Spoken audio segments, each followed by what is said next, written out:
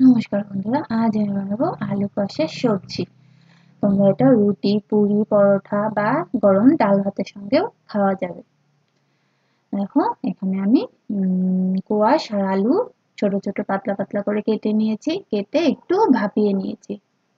আর এখানে যা যা লাগছিল ইনগ্রিডিয়েন্টস দেওয়া আছে, তোমরা ভিডিও পজ করে দেখে নিও। এখানে আমি একটু সেদ্ধ করে নিয়েছি, অল্প একদমই সামান্য সেদ্ধ করে নিয়েছি। এখানে কড়াইতে আমি দিয়ে দিয়েছি সাদা তেল। তেলের মধ্যে এখন আমি দিয়ে দেব একটু এক টুকরো শুকনো লঙ্কা। শুকনো লঙ্কাটা দিলে খেতে অনেক দারুণ লাগবে। তোমরা চাইলে একটু বেশিও দিতে পারো, আমি অনেক কমই দিই, ঝালটা কম খাই তাই ঝাল কমই দিয়েছি। এখানে আমি সঙ্গে দিয়ে দিয়েছি একটু কালো জিরে। কালো জিরে দিয়ে সম্বারটা হয়ে গেছে যখন, ভাপিয়ে রাখা কোয়াশ আর আলুটা দিয়ে দিয়েছি। কোয়াশ আর আলুটা দিয়ে এভাবে একটু নাড়িয়ে চাড়িয়ে নিতে হবে। একটু এখন আমি দিয়ে দেব নুন দিয়ে দিয়েছি। নুনটা দিয়ে একটু ভালো মতো ভাজা হতে হবে, তাড়াতাড়ি মজে যাবে তাই নুনটা একটু আগেই দিয়ে দিয়েছি। এখন আমি এখানে দিয়ে দেব হলুদ গুঁড়ো, পরিমাণ মতো হলুদ গুঁড়ো তোমরা দিয়ে দেবে।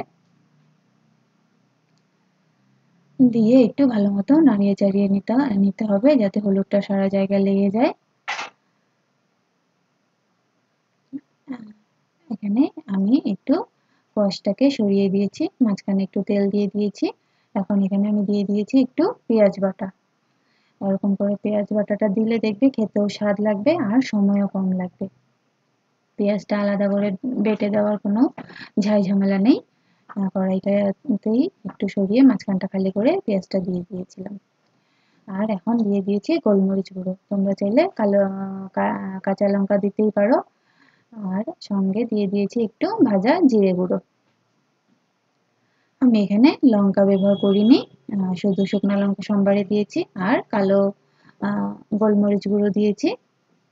গোলমরিচ গুঁড়ো দিলে খেতে অনেক স্বাদ লাগে, অনেকই ভালো লাগে, দারুণ লাগে। আর ওখানে সঙ্গে দিয়ে দিয়েছি স্বাদ অনুযায়ী চিনি। নুন তো আগিয়ে দিয়েছিলাম, চিনিটা দিলে খেতে দেখবে অনেক দারুণ লাগবে। এখানে কোয়াশ আলু ভাজি রেডি। তোমরা এটা রুটি, পরোটা, পুরি বা ডাল ভাতের সঙ্গেও খাওয়া যাবে। তোমরা কিসের সঙ্গে খাও আমাকে কমেন্ট করে নিশ্চয়ই জানাবে। দেখো দেখতেও অসাধারণ লাগছে। তোমরা আমাকে কমেন্ট করে জানাবে কেমন লেগেছে, এভাবে রেসিপি বানিয়ে খেয়ে দেখবে আর আমাকে জানাবে।